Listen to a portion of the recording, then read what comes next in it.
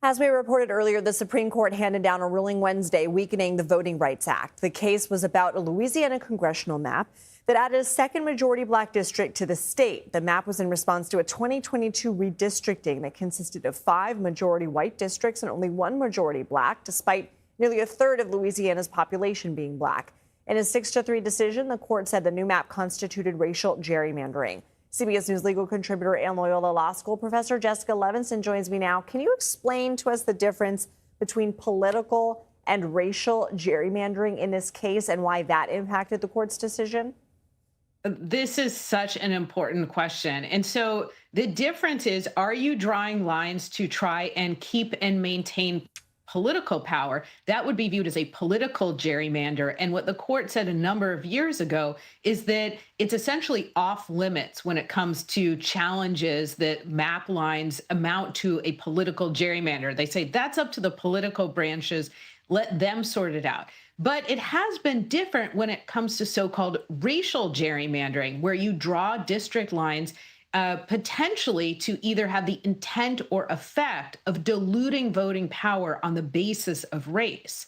Now, what the court said today, you said, how did this play into the court's decision?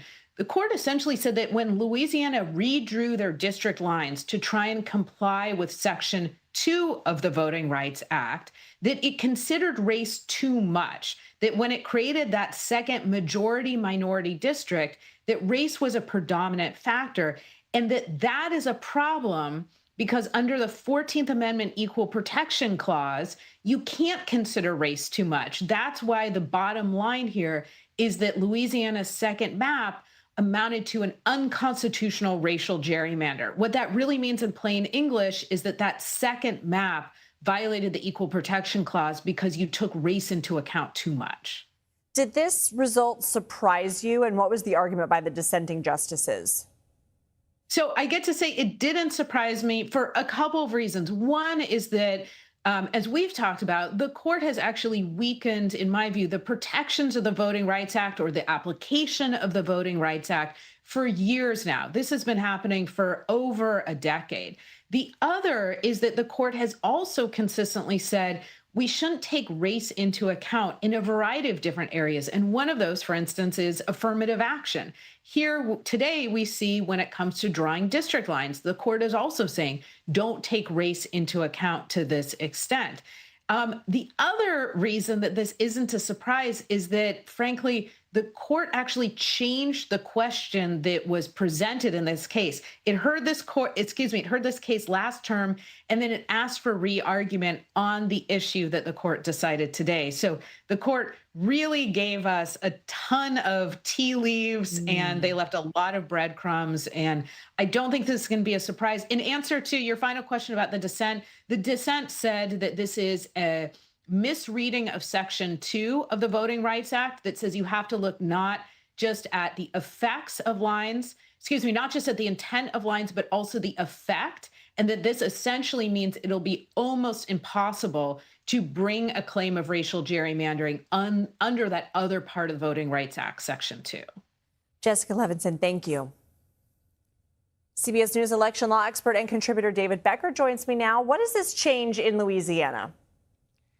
Well, it means that the previous map that had 1 district for blacks is likely going to stand. It's that, again, a state that's almost a third black is going to have 1 out of their 6 representatives elected by their black residents. I don't think there's going to be a lot of impact of this decision in the 2026 cycle because we're already in the primary season. It's going to be very difficult, although you're already hearing calls from Republican legislators in some states to redistrict without any concern for what that does for voter confusion and the work of election officials who will need to resolve this. But redistrict and potentially push elections back, right?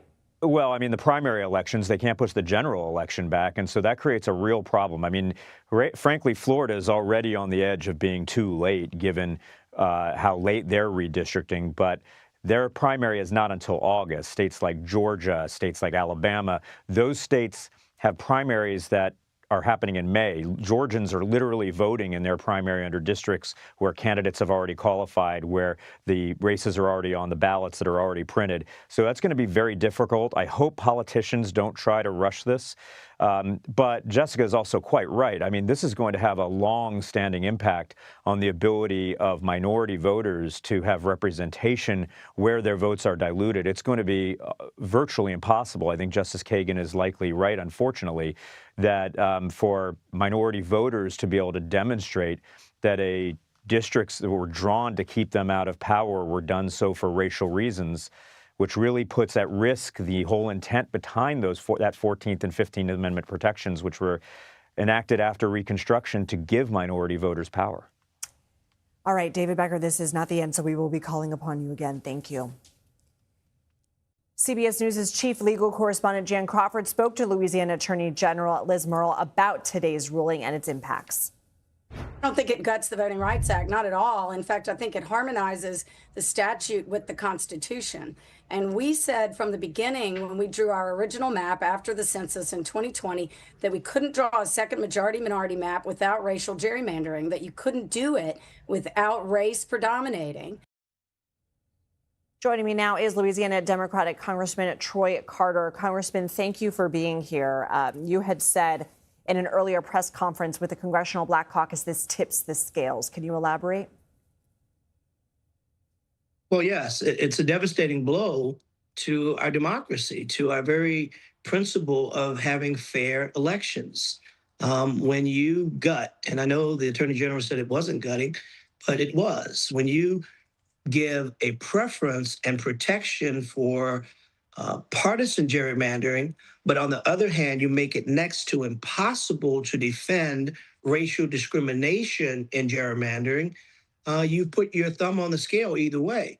You say it's okay for you to gerrymander to pick a party favorite, and you lessen the rights and the opportunity to defend those who have been discriminated against, next to impossible, as your previous speaker said. The test now to prove racial discrimination is a test that's next to impossible to prove, which puts us at a tremendous disadvantage. Louisiana is roughly 33% African American. We now have 2 African Americans serving in the United States Congress. Under this ruling, theoretically, we could end up with no African Americans representing Louisiana in Congress. And you represent the 2nd District, which was not involved in this case, but you also say this is bigger than the district, bigger than the state, bigger than your caucus. So what are you and your colleagues planning to do? Well, it's bigger than Congress, too, because remember, this doesn't only affect Congress. This impacts school boards. This impacts state legislative seats. This impacts city councils. So when you talk about the demise of Section 2 of the Voting Rights Act, it deals with gerrymandering across the board, and it takes away those protections against discrimination. So the concern is, while Louisiana is the epicenter of this, because we are, in fact, Louisiana v. Calais, the reality is that this has impact for the Congressional Hispanic Caucus, the Congressional Black Caucus, and districts throughout our country.